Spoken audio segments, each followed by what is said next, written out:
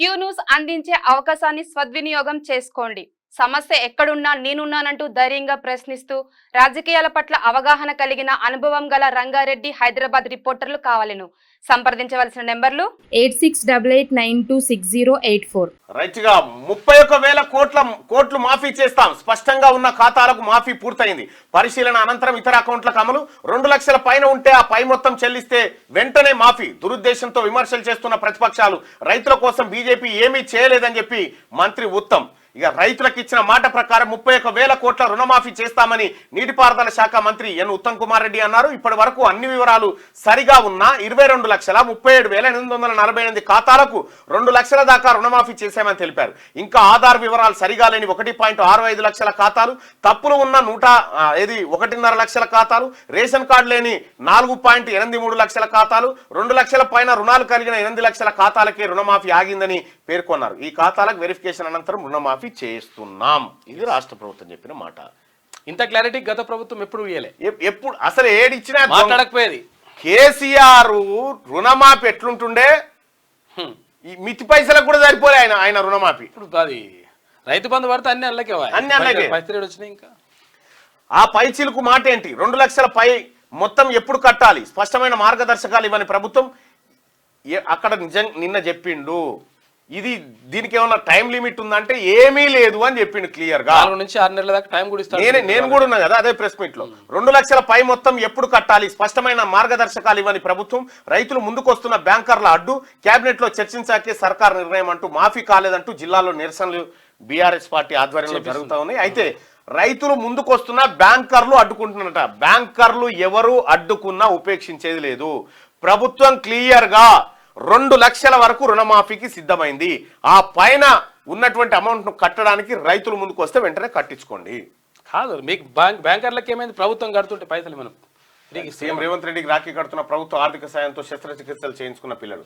ఇక target Olympics అన్ని క్రీడల శిక్షణ ఒకే గొడుగు కింద 4th సిటీలోనే స్పోర్ట్స్ యూనివర్సిటీ క్రీడా విభాగాలు శిక్షణ సంస్థలు దీని పరిధిలోకే. ప్రతి లోక్సభ నియోజకవర్గంలో క్రీడా పాఠశాల. తెలంగాణ యంగ్ ఇండియా బ్రాండ్ గా మారాలి. అధికారులతో సమీక్షలో సీఎం రేవంత్ సూచన. అధైర్యపడద్దు, అండగా ఉంటాం. చిన్నారి దుర్గకు సీఎం రేవంత్ రెడ్డి భరోసా. సాయం అందించాలని నిర్మల్ కలెక్టర్కు ఆదేశాలు. ప్రతీక్ రెడ్డి ఫౌండేషన్ ద్వారా 1,00,000 అని చెప్పి కోమటిరెడ్డి వెంకటరెడ్డి. ఇక ప్రతినిధి ద్వారా 50,000 పంపిన సీతక్క. బాలికను ఆదుకుంటామన్న కేంద్ర మంత్రి బండి. ఆంధ్రజ్యోతి కథనంపై స్పందించిన ప్రభుత్వం. అయితే ఇక్కడ అన్ని క్రీడల శిక్షణ ఒకే గొడుగు కింద 4th సిటీలోనే స్పోర్ట్స్ యూనివర్సిటీ అంటారు. సార్ 4th సిటీ అంటే మొత్తం అక్కడే కాదు, ఇక్కడ ఇటువైపు కూడా గట్కేసర్ ఇటు. ఎందుకంటే ఇటు వరంగల్ లాంటి పెద్ద నగరాలు, వరంగల్, కరీంనగర్ లాంటి పెద్ద నగరాలన్నీ ఇటువైపు ఉన్నాయి. కాబట్టి ఇటు ఈ గట్కేసర్ ఈ ఏరియాలో కూడా ప్రభుత్వ భూమి ఉంది. ఈ ప్రభుత్వ భూమిలో కనుక స్పోర్ట్స్ యూనివర్సిటీ పెడితే అటు స్కిల్స్ యూనివర్సిటీ, ఇటు స్పోర్ట్స్ యూనివర్సిటీ, అటు ఐటీ, ఇంకోవైపు ఫార్మా, ఇట్లా ఇన్ని రకాలుగా 4 వైపులా విస్తరిస్తే బాగుంటది. అన్ని ఒకే వైపు పోవడం అంటే అది వేరే ఆలోచన పోతుంది. సిటీ పక్కకే ఉంది, అభివృద్ధికి నోచుకోవడం లేదనే ఆరోపణ ఉన్నది. ఇక్కడ ఇటు గట్కేసరు ఈ ఏరియా, గట్కేసరు, మేడ్చేలు, ఈ షామీర్పేట ఈ ఏరియాలో ఏముంది అంటే డంపింగ్ యార్డులు ఇక్కడ, అభివృద్ధి అక్కడ అనేటువంటి ప్రచారం అయితే జరుగుతుంది. కాబట్టి 4 దిక్కుల హైదరాబాద్కు 4 దిక్కుల అన్ని రకాలైనటువంటి వసతులతోటి ప్రత్యేకమైనటువంటి విభాగాలు రావాలి. ఇప్పుడు హైకోర్టు అక్కడే బాయ్, రాజేంద్ర నగర్ దిక్కు ఎయిర్పోర్ట్ అక్కడనే ఉండే, ఐటీ హబ్ అక్కడనే అనే. ఆ తర్వాత హైటెక్ సిటీ అక్కడనే, మళ్ళీ ఇది ఫ్యూచర్ సిటీ అక్కడనే, స్కిల్ యూనివర్సిటీ అక్కడనే. ఇప్పుడు స్పోర్ట్స్ యూనివర్సిటీ కూడా అక్కడే పోయింది అనుకో. మరి ఇక్కడి ప్రాంతానికి ఏది? గతంలో చంద్రబాబు డంపింగ్ యార్డ్లే అయితే. గతంలో చంద్రబాబు ఒక రకంగా మంచి ప్లాన్ చేసిండు. ఆయన ఏం చేసిండంటే ఇక్కడ సింగపూర్ సిటీ అని చెప్పేసి ఒకటి పోచారం దగ్గర నిర్మించిండు. అంటే ఆయన తర్వాత ఓడిపోయిండలే కానీ, లేకపోతే ఇక్కడ కూడా అంటే సమాంతరంగా సిటీ అభివృద్ధి జరగాలి. తర్వాత కీసర నుంచి అక్కడ ఏది యాదగిరిగుట్ట వరకు అంటే తుర్కపల్లి వరకు 4 లేన్ రోడ్డు కూడా 100% వేయాల్సిన అవసరం ఉంటుంది. అంటే యంగ్ ఇండియా స్పోర్ట్స్ యూనివర్సిటీని ముచ్చర్లో 4th సిటీలోనే ఏర్పాటు చేయనున్నట్టు ముఖ్యమంత్రి రేవంత్ రెడ్డి ప్రకటించారు. కొత్త వర్సిటీ గురించి శనివారమే ప్రకటించిన ముఖ్యమంత్రి సోమవారం దీనిపై సచివాలయంలో ఉన్నతాధికారులతో సమీక్ష నిర్వహించారు.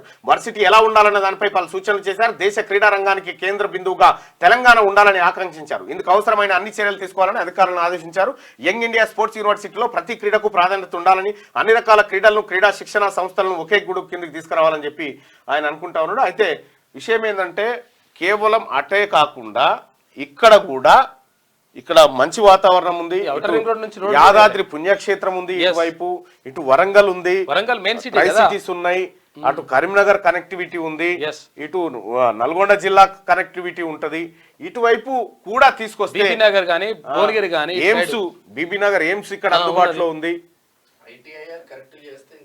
ఈ పోచారం ఏరియాలో ఐటీఐఆర్ ఇది కరెక్ట్ చేస్తే ఇది బాగా అవుతుంది.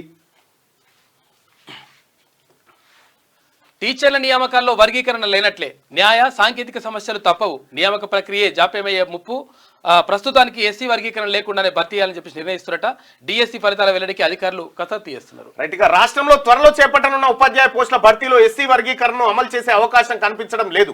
వర్గీకరణ అంశాన్ని పరిగణలోకి తీసుకుంటే న్యాయపరమైన ఇబ్బందులే గాక సాంకేతిక సమస్యలు ఉత్పన్నమై మొత్తం నియామక ప్రక్రియ నిలిచిపోయే ప్రమాదం ఉందని అధికారులు అంచనా వేశారు. దీంతో ప్రస్తుతానికి వర్గీకరణను పక్కన పెట్టి నియామకాలను చేపట్టాలని భావిస్తున్నారు. రాష్ట్రంలో 11,062 ఉపాధ్యాయ పోస్టుల భర్తీకి నోటిఫికేషన్ జారీ చేసిన విషయం తెలిసిందే. గత నెల 18 నుంచి ఈ నెల 5 వరకు పరీక్షలు నిర్వహించారు. ఈ పరీక్షల ప్రాథమిక కీ కూడా విడుదల చేశారు. సెప్టెంబర్ మొదటి వారంలో ఫలితాలను వెల్లడించడానికి అధికారులు కసరత్తు చేస్తున్నారు. కాగా ఎస్సీ వర్గీకరణను అమలు చేయాలని సుప్రీంకోర్టు తీర్పు ఇచ్చిన వెంటనే సీఎం రేవంత్ రెడ్డి గారు దీని మీద స్పందించారు. అయితే 5,000 కోట్లతో సమీకృత గురుకులాలు 30 ప్రాంతాల్లో 120 భవనాలు 8 నెలల్లోపు పూర్తి చేయాలి. ప్రతి హాస్టల్ విద్యార్థికి మంచం 29లోగా నివేదికలు ఇవ్వాలి. గురుకులాలపై సమీక్షలో డిప్యూటీ సీఎం బట్టి విక్రమార్క. ఇది తెలంగాణ రాష్ట్ర ప్రభుత్వం విద్య, ఇదేమో క్రీడా రంగం, మరోవైపేమో రైతులు వ్యవసాయ రంగం, ఇంకొక వైపేమో ఏది వైద్యులకు రక్షణ కల్పిస్తామని చెప్పి ఇన్ని రకాలైనటువంటి కార్యక్రమాలను తెలంగాణ ప్రభుత్వం చేస్తుంది. క్యూ న్యూస్ అందించే అవకాశాన్ని సద్వినియోగం చేసుకోండి. సమస్య ఎక్కడున్నా నేనున్నానంటూ ధైర్యంగా ప్రశ్నిస్తూ రాజకీయాల పట్ల అవగాహన కలిగిన అనుభవం గల రంగారెడ్డి హైదరాబాద్ రిపోర్టర్లు కావాలను సంప్రదించవలసిన నెంబర్లు 8688926084.